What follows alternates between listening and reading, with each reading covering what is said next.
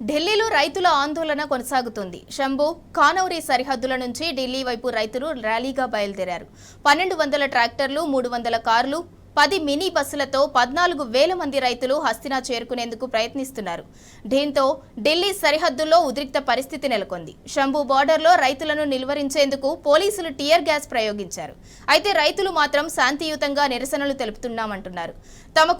తమను అడ్డుకునేందుకు ప్రయత్నిస్తే బ్యారికేడ్లను తొలగించి ముందుకు సాగుతామని హెచ్చరిస్తున్నారు.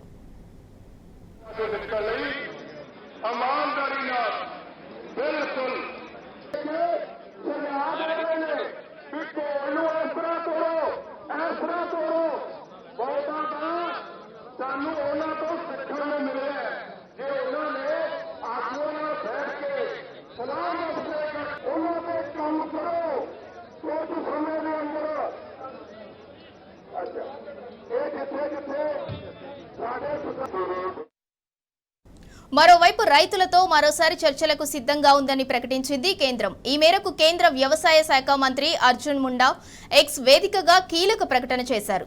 ఎంఎస్పీ డిమాండ్, పంటల వైవిధ్యం, ఎఫ్ఐఆర్ లాంటి అంశాలపై చర్చకు రెడీగా ఉన్నామన్నారు. శాంతిని కాపాడుకోవటం ముఖ్యమన్నారు. ఇక ఢిల్లీ వైపు వస్తున్న రైతులను అడ్డుకునేందుకు భద్రతను కట్టుదిట్టం చేశారు పోలీసులు.